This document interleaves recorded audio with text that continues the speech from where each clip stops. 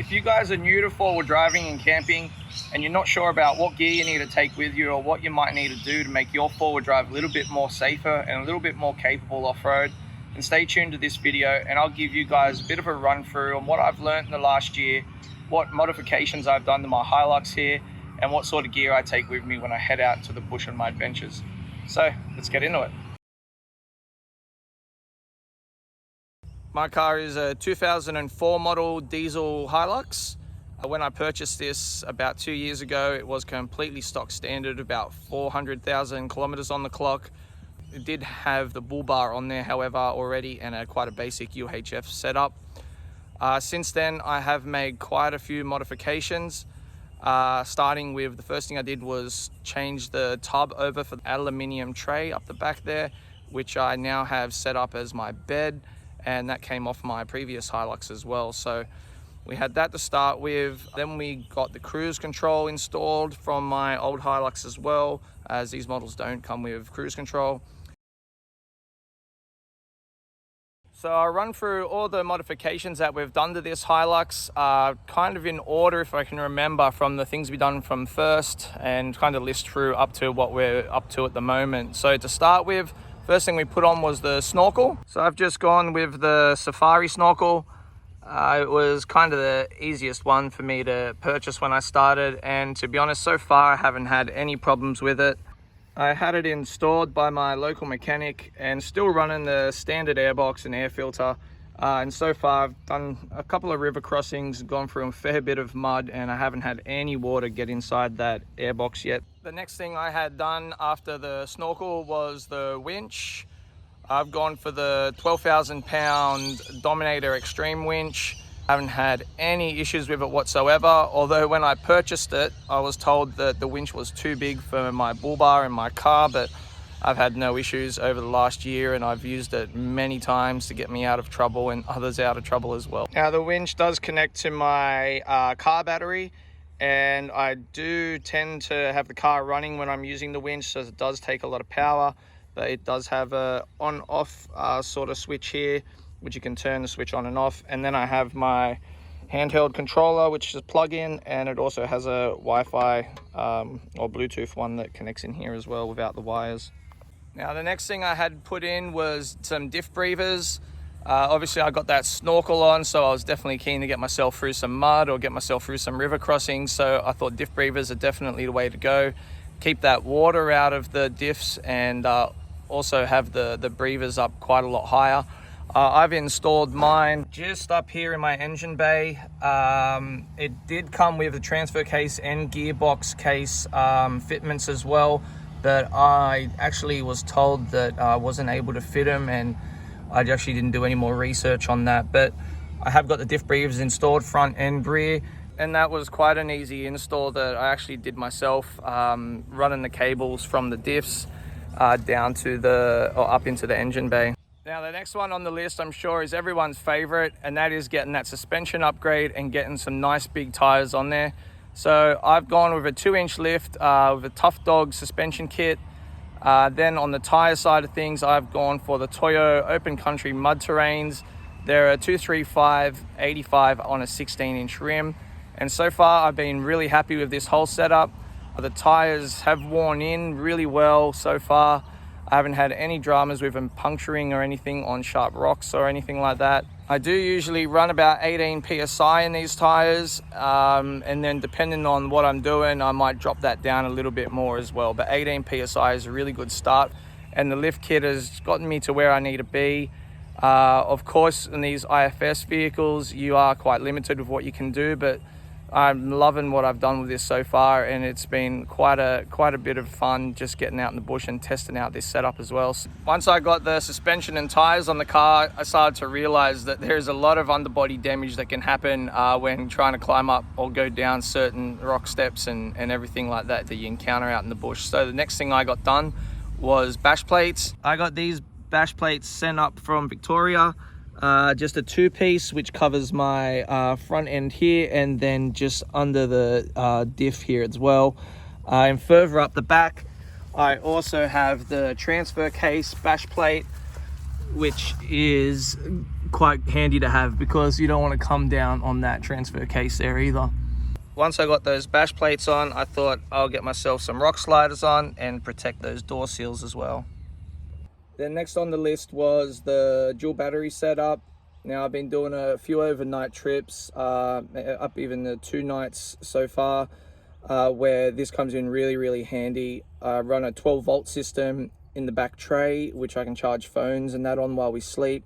And I've got the inverter here with a 240-volt system. I can run my fridge, power tools, charge all my camera equipment, and it's just been one thing that I couldn't go without now. So that dual battery setup is something that's really handy when you're heading out in the bush for a few days. Now the next one on the list is something I thought was just always going to be a bit of a dream, or something I'd get done a lot later down the track, and that is lockers. I am running now a twin locked Harib e-locker, which I've just found absolutely fantastic. I couldn't go without them now, and if you can afford the money, really look at getting yourself a locker. They can make your four-wheel drive so much more capable off-road and get you to places where you wouldn't be able to get before as well. Now the reason I got those lockers was because my diffs both blew front and rear, and I thought on the rebuild I may as well get those lockers put in, and I tell you that it was money well spent, and I'm not looking back on that one.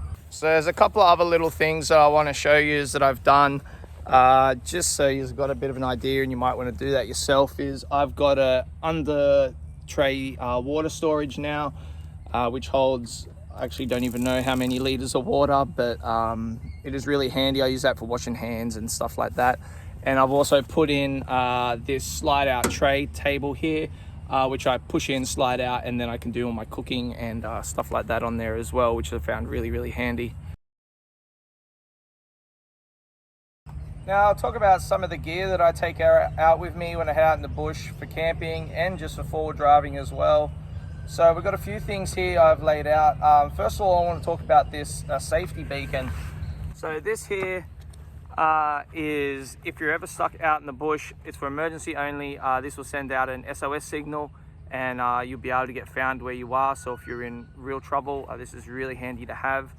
I spent a lot of times going out with just Max and myself, and I figure for what it is, it's definitely worth the money. Otherwise, we've got a whole bunch of things here behind me. We have some Max tracks up the back, which to this day I still haven't used, believe it or not. I haven't actually even been on the sand yet. We'll be getting there pretty soon though, so that is in the plans. We've got my cooking equipment here and kitchenware. So inside here we have basically some plates that we take away, just a chopping board, some cutlery. We've got just some canola spray to stop the stick, replacement gas canisters, and there's just various other bits and pieces in here, paper roll, and also some fire lighters because I like to cheat, and you know, the old egg flipper. So they're the basics of what I take. I don't pack too much away with me, just because I don't like to cart around too much stuff that I don't need. Then we've got, in terms of forward driving equipment, tire deflator, rapid deflate. These are really handy, and I love that I have this. It's really quick deflation, maybe 1 to 2 minutes on each tire, and away you go. When I first started, I used to use a stick, and I had no idea what PSI I was down to. Next we have the air compressor here. This one is really good for obviously when you're done forward driving, you hook it up to your battery in the car, and then you can reinflate your tires and head out of the bush. We've got our recovery gear, we've got our winch bag, we've got a tree trunk protector, we've got a couple of shackles, snatch straps, and the rest of it. It's just really handy, and I love that I've got this stuff with me. I've used it many times out in the bush to get us out of trouble. Over here we have our fire pit. This is a fold-up fire pit from King's, which has been pretty good. I use this mostly in the national parks. When I'm out in the national park, I don't like to leave a mess on the ground because it is a nicer area, and you don't want to leave places with fire on the ground. So I do take this for those sorts of areas. And up the back here we have our single burner gas stove. and a couple of pots and pans. Like I said, I do keep it pretty damn basic when I'm going out. Other than that, I just cart some extra shoes with me. I do have the fridge inside. I'll give you a look at the fridge. All right, and here we have my fridge, which pretty much just lives on my back seat permanently. It's a Waco 48 litre, which plugs up straight into my inverter. You can 12 volt or 240 volt charges with this.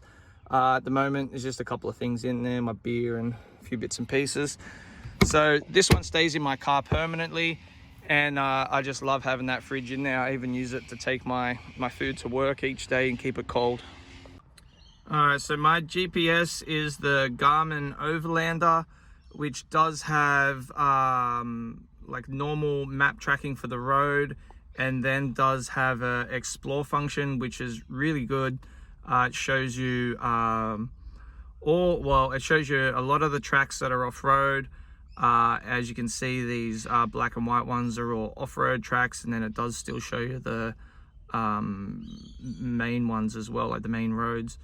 So you can see this black line here is actually my last trip. I went through Orimba State Forest, and you can see it's taken all of the remembers all the areas that I've been. I think it holds it for about 6 months.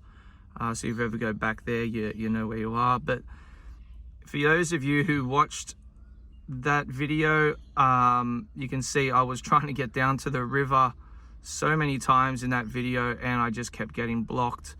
Even up on the other side here, we tried to get down here, and we've also tried here. But anyway, the Garmin GPS, I absolutely love it. I don't really carry any paper maps with me, although I'm sure I probably should. But I do tend to rely on this quite a lot, and it's been really good since I bought it. Now, I just wanted to give you guys a bit of an idea about my bedding setup. It has been absolutely awesome since the day I've got it, and it's still watertight after 10 years. So this used to be on my old Hilux back in the day. Then when we got this one, like I said earlier, we've done that tray conversion, and I've got it now set up on here. It is built out of just some metal work here, metal frame that we've built ourselves, and the mattress is from Clark Rubber, and like I said, it's still going. We have got a roll down window here just to block out light for when we sleep, and then on the front we have also got the fold down flap, which has a zip there for fly screen, so you can actually see out a bit better, and also the side zips either side. Otherwise, it is really basic setup in here, but we do have the 12 volt system, which I charge.